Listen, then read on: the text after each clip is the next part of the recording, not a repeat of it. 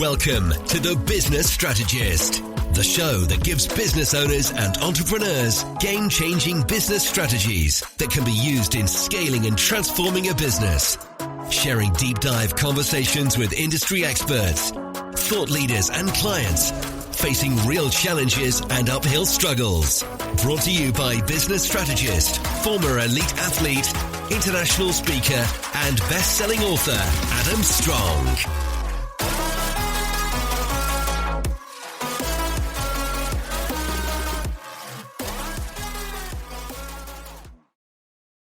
Hello everybody and welcome to this week's show. Now, when I first got started in my business, I thought that scaling was all about strategies and tactics. Now, but the problem was that actually the real game changer from my perspective is mindset. Let me give you some context around this. So as you guys know, I used to be a former elite athlete, and we would, in the world of long distance running, yes, strategies, tactics are extremely important.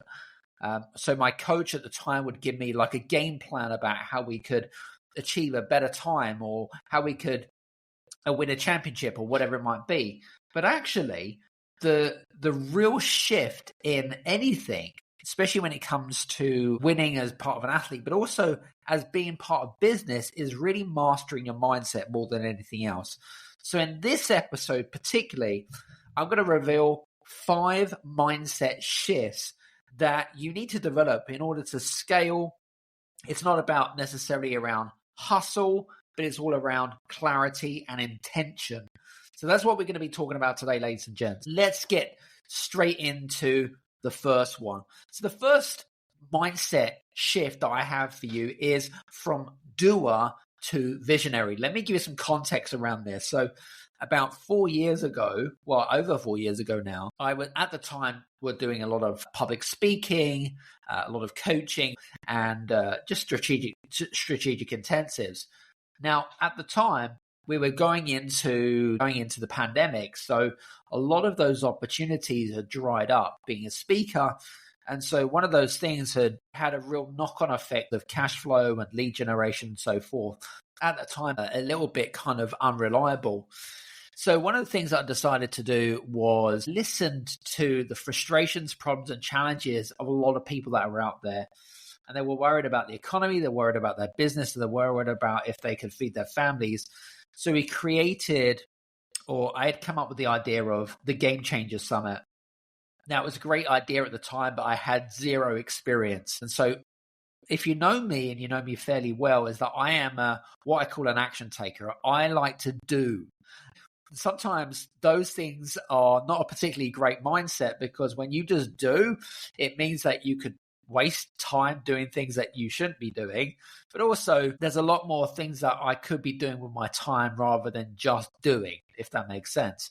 So the lesson for me was really, how can I take this new concept of learning that is effectively in our take, it was an online summit that we had zero experience to do.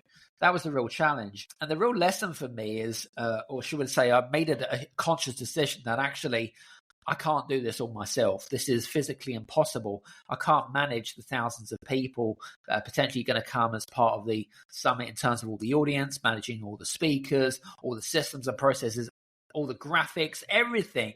There was a lot of things on the back end that I simply just couldn't do, or I could do, but actually it would just take up eternity times too much time. So the big lesson for me was delegate out certain responsibilities to people that were better than me, that could do it faster than me, and also just generally I could free up my time effectively. So that was my big lesson for me. We was able to create and launch a online summit with over 2,200 participants as part of that over a 2-week period. Now, my challenge for you guys more than anything else is I want you to shift your focus from kind of the doing mindset. What do you need to do what decisions do you need to stop right this second that would allow you to focus on strategy rather than anything else? How could you shift all of the things that you're doing right now, and you're probably wearing lots of hats, you're making lots of decisions on a daily basis, but what can you do to basically free up your mind, free up your time? What can you do to shift your focus and become more of a visionary more than anything else? So that's my challenge for you guys this week. So that's the first one. The second one is from failure to embracing risk. Now, I want to share a really quick story here because I was working with a recent client in the law sector. And so I was working with a lovely lady, actually, had been in business for 30 plus years, was really, really good at what she did. She was she was seen as the authority in her industry. But one thing that she lacked was that she was a business owner, been running her business for about 7 or 8 years. And the challenge is that she had this huge fear of failure, huge fear. And this really had a knock-on effect to her self-confidence more than anything else. I don't know if you can resonate with me on this, but it would paralyze her. I gave her a really good scenario here.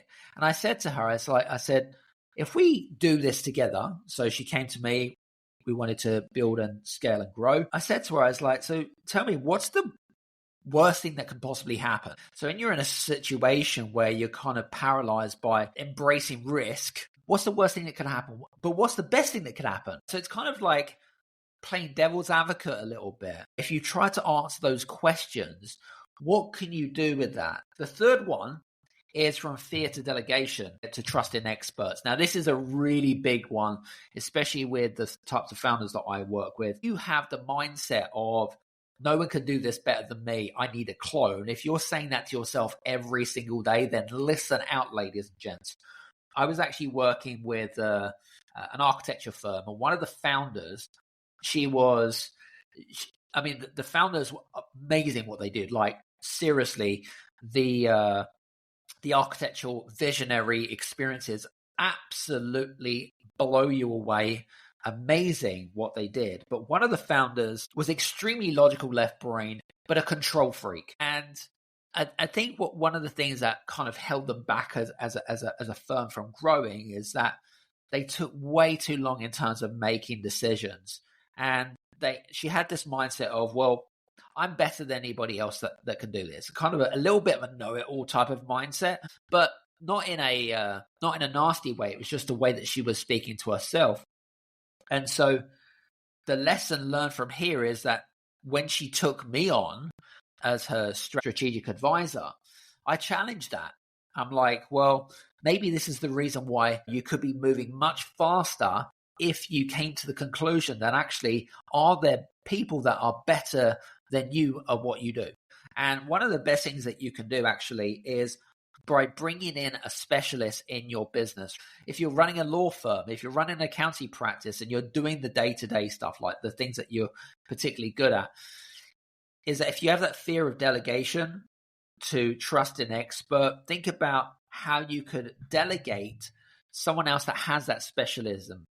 I always have the mindset of hire people that are better than you. And I can guarantee you there are people that are better than you, that are quicker than you, and can do a much more efficient job. And I want you to think about how you can effectively free up your time and delegate those to those trusted experts. My challenge to you guys is to think about what you're doing on a day-to-day basis, whatever it is that you're doing, accountancy, practicing, architectural firm, whatever it is that you're doing right now, and to challenge the thing and say, what can I do to let some of this, what can I do? What other expert could I bring in that could free my time up, that would allow me to then focus working from on the business to in the business to on the business.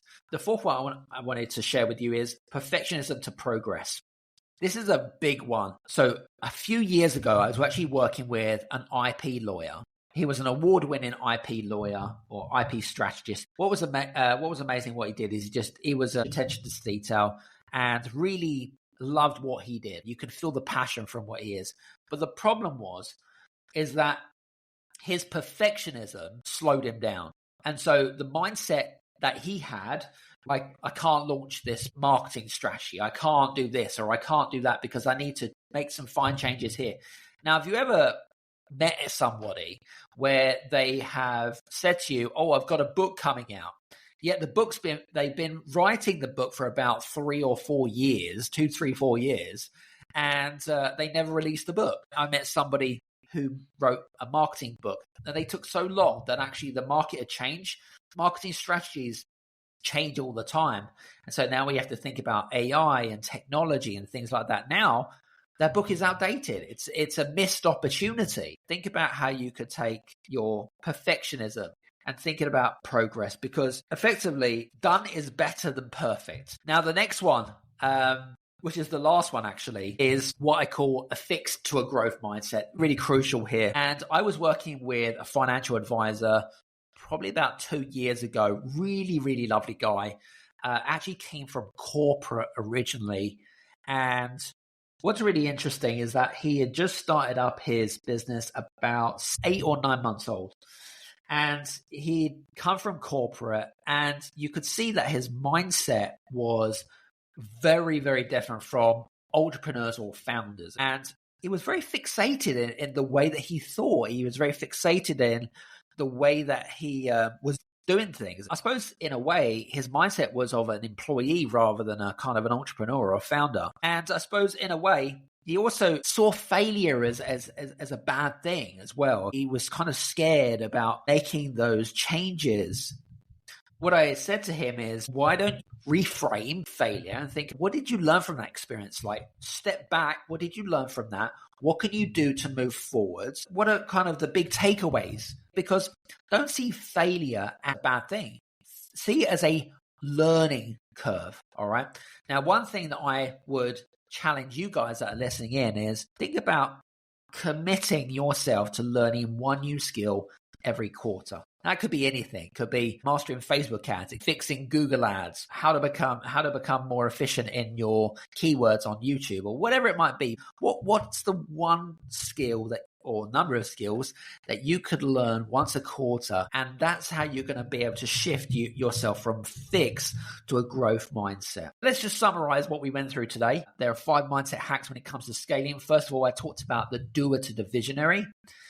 So I shared the example of myself. Secondly, from fear to delegation, I shared a story which was with one of the architectural firms that I'm working with. The third one, which is fear to embracing risk. And again, I shared a great story with a client I'm working with in the law industry. And the fourth one I talked about, which is from perfectionism to progress. So again, sharing a story from someone that I work with in the IP industry. And then the fifth one, which is from a fixed to a growth mindset, what you've got and improve upon it more than anything else. Progression all the time, moving forward all the time.